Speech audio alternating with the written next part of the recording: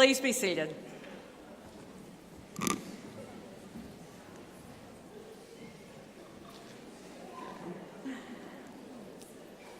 Let us begin this evening with prayer.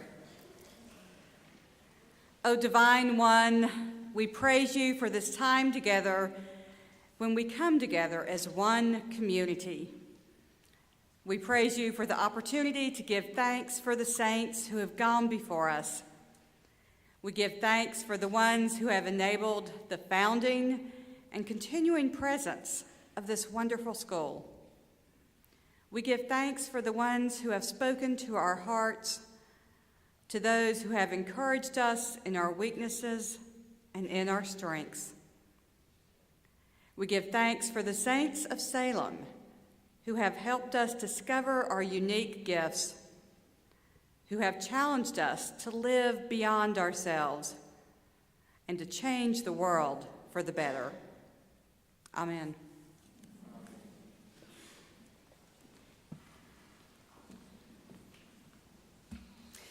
The Elisabeth Oesterlein Award is presented annually to an Academy senior and a college senior during the Founders Day ceremonies. The recipient must have attended Salem Academy or Salem College for 4 years. She will have held leadership positions and performed her duties with distinction, and will have been conscientious and diligent in her pursuit of academic excellence and have attained at least a 3.0 average overall. She will have exemplified quality leadership during her 4 years and will have made a notable contribution to the quality of life at Salem.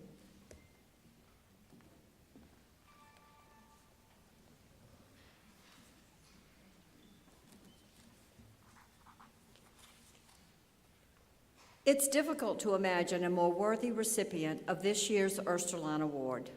She does it all. She's an athlete. She played field hockey for 4 years and earned the Most Improved Player Award after her first year on the team. She's an actress, securing key roles in main stage productions each of her 4 years, serving as treasurer and later vice president of the Salem Academy Theater, and earning the Theater Award as a sophomore, and she was inducted into the International Thespian Society. When it comes to service, she served as president of the Key Club, where she's led efforts to help the Children's Museum, UNICEF, the ALS Society, Sunnyside Ministries, and the Boys and Girls Home of Lake Waccamaw. She also founded the Salem Academy March of Dimes team, and she's volunteered in the nursery at the First Baptist Church in her hometown. And among many other things, she's been a member of the Honor Cabinet, the Wellness Committee, Honor Guides, the Spanish Honor Society, Mu Alpha Theta, editor of the school's literary magazine, Academe, and a senior editor of this year's yearbook, Quill Pen. She helped develop the school's Model UN team, and she's been part of the Best Delegation Award-winning team at 4 different Model UN conferences. She was inducted into the National Honor Society and serves this year as Student Council President. And these are just a few of her accomplishments. Indeed, one of the most impressive things about her is that she's been able to do all of this and maintain the highest academic average in her class, making her the first honor graduate this year. Of course, that's the kind of accomplishments that tends to get her noticed, which is why she'll be heading to Duke University next year on the Benjamin N. Duke Scholarship. If you haven't already guessed, this year's recipient of the Elisabeth Oesterlein Award is Catherine Ward.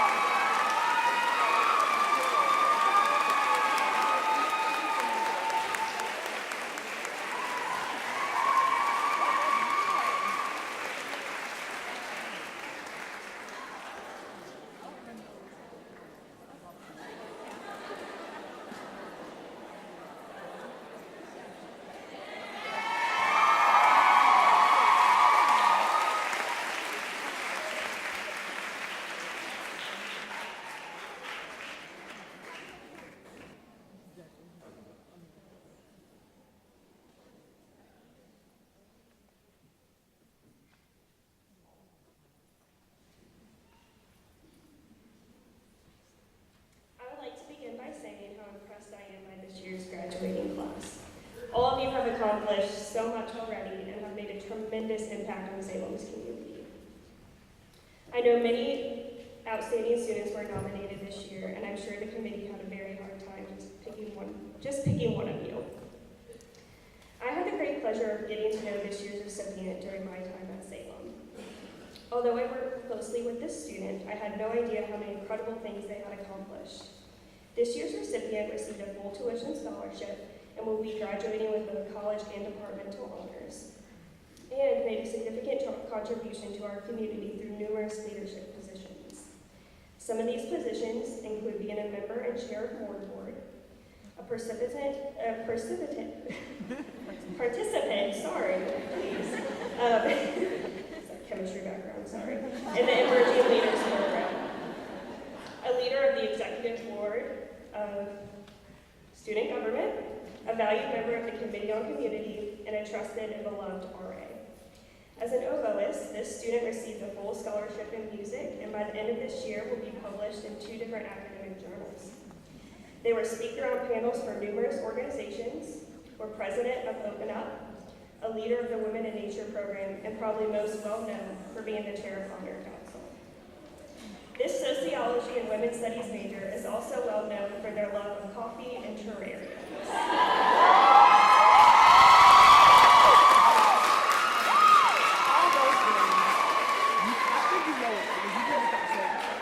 I'm honored to say that this year's recipient of the Elisabeth Oesterlein Award is Elisabeth.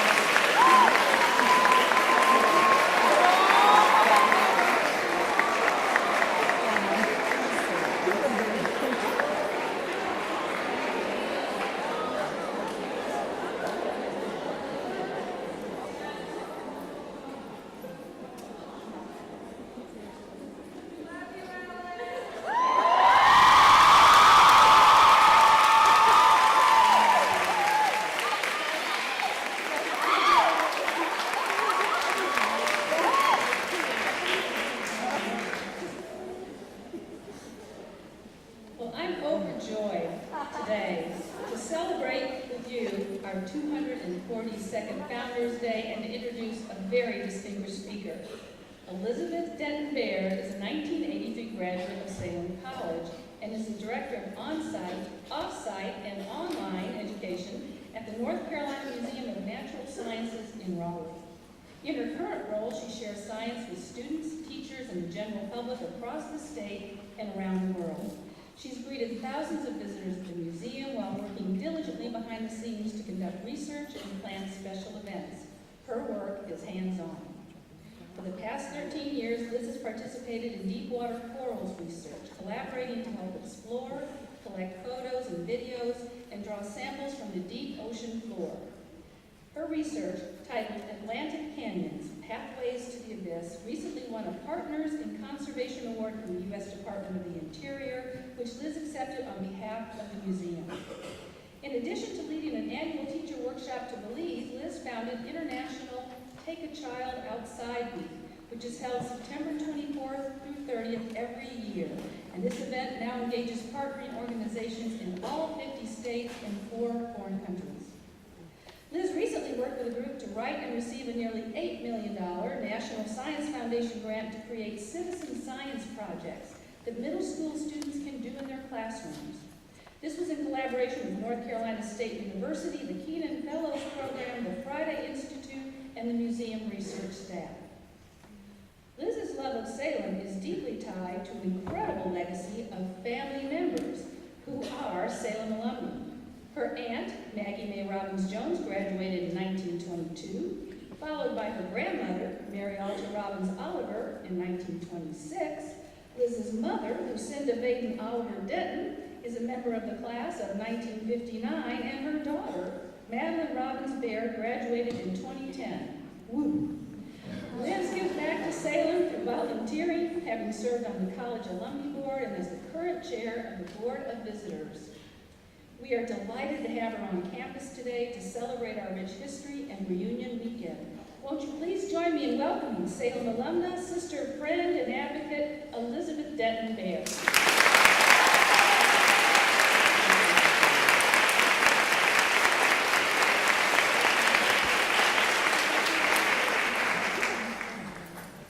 Well, thank you so much for inviting me to be a part of this 242nd Founders Day celebration. I have to say that when I was writing this, I pictured us sitting in the Baird. After all, like 8 years, I don't think we've had to move Founders Day inside. So you're going to have to imagine with me that we're actually outside, because I really wrote about being in the Baird. So the Baird holds special meaning for all of us. For some of the reunion classes, this is where the May Court was held. And the May Queen's steps are still visible in the hemlocks behind the stage. And if you can imagine, there are hemlocks back there. So if you ever get a chance to walk down there, go look and you can see those steps. My daughter's class of 2010 graduated in the Maydell, and it started pouring rain about 15 minutes into the ceremony. Some of you may remember. My shoes got so wet during her graduation that they became unglued and fell apart as I walked up the steps to go to the refectory. As a result, all of my after-graduation pictures with her, I am barefoot. I'm actually sort of glad that we walked in here so I don't sacrifice another pair of shoes. So the Maydell has been important throughout Salem's history. That little white structure that's down in the corner near the FAC covers the spring that was one of the sources of drinking water when Salem was founded. In 1791, George Washington stopped and drank from that spring. Now imagine how different it looked when George Washington was here. None of these buildings were here. The Fine Arts Center wasn't here, the Science Building wasn't here, the Haynes House, the Academy, the gym, none of it was here. But what was likely here, however, are those trees. Have you ever noticed how big those trees are in the Maydell? They're huge. Chances are a few of them were here when President Washington stopped for a drink. These trees, I believe, are the virgin trees we so lovingly refer to in the alma mater. When the alma mater was written in 1928, Winston-Salem was surrounded by land that was either plowed or paved. There were houses in town. We were surrounded by farm fields, probably growing lots of different crops. And the trees are probably the virgin forest, the remnants of what was here when Salem was founded.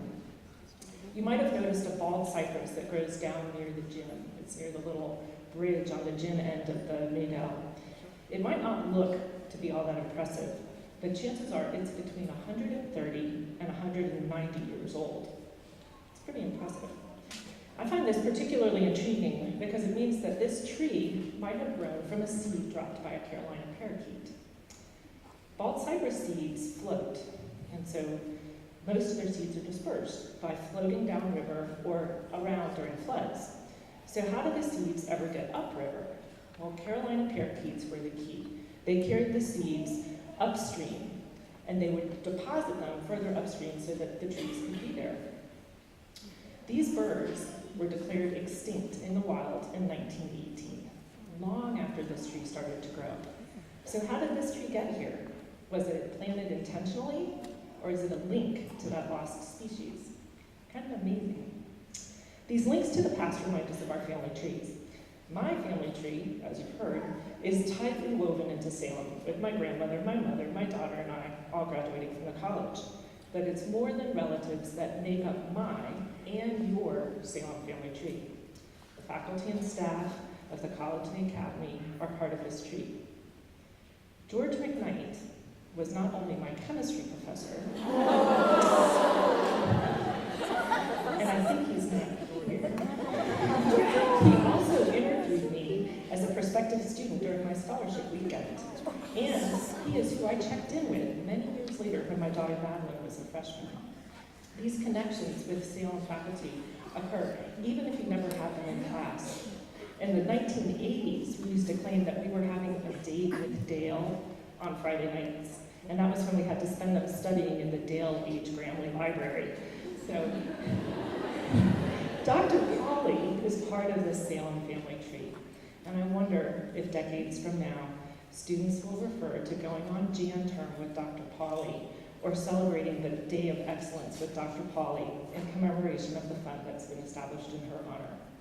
She has strengthened this tree with her joy in celebrating student successes, her commitment to women's education, and her ability to steer Salem through a national economic crisis. Thank you.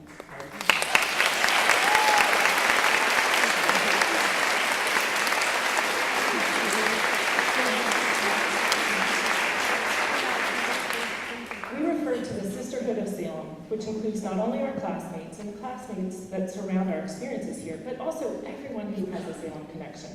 There are women in the class of 1959, my mom's class, who've been a part of my life since I was born. There are women in the class of 2014 who I've known since they were prospectives or first years, and I bought things from them during the sale that's up behind the main hall on Alumni Weekend. I look forward to seeing them at future alumni functions. Through volunteering with Salem, I've developed friendships with alums who graduated from the college and the academy, as traditionals, as fleers, sometimes decades apart. And I encourage each of you to find a way to maintain and grow your Salem family tree by contributing your time and your talents to Salem, and of course your dollars to the annual fund. Our support is vital to keeping this family tree growing. In order to thrive, trees, like all plants, use photosynthesis to convert light energy into chemical energy or food. With a few building blocks, which is 6 water molecules and 6 carbon dioxide molecules, and the sunlight, they create sugar, which, for anybody who's following along, is C6H12O6 and oxygen.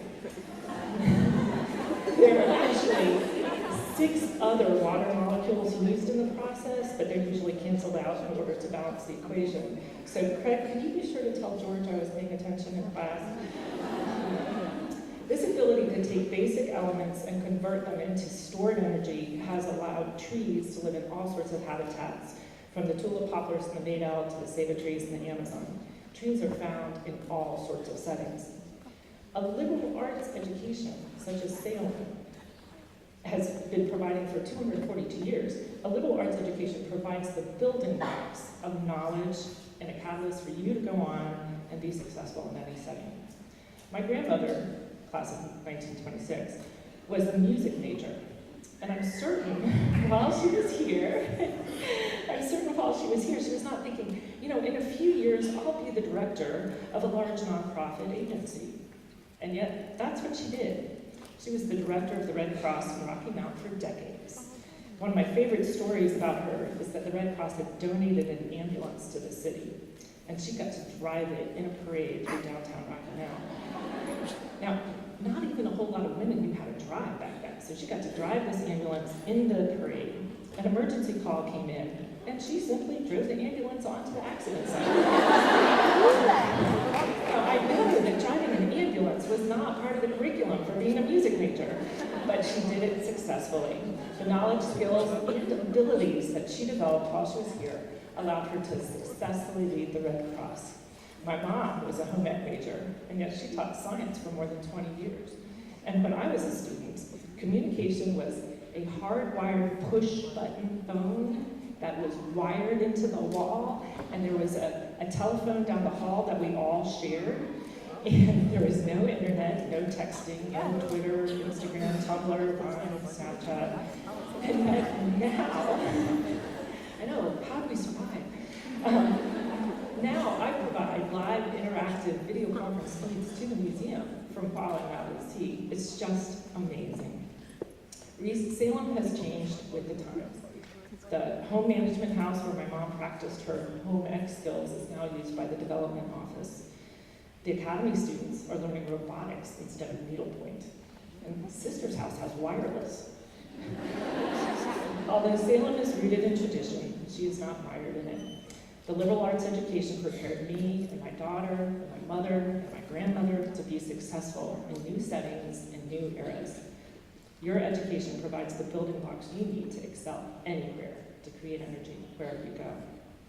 So I'm here on Founders Day. It's good to remember the people who make up our Salem family tree and to be grateful for the outstanding education that's been provided for 242 years, allowing our graduates to thrive in any setting.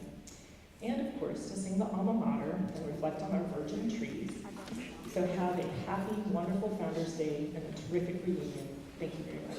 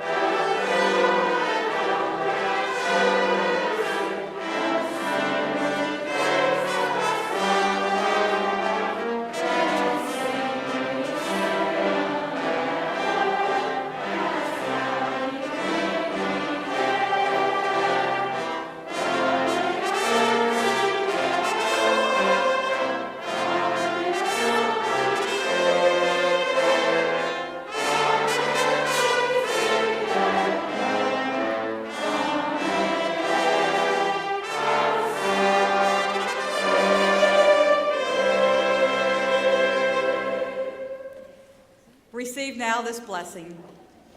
Let us go forth, surrounded by the ones who have gone before us. Take courage as you face each new challenge, and comfort when you pick yourself up from a fall.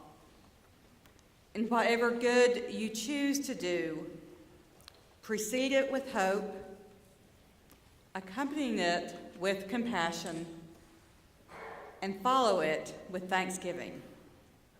Let us go forth.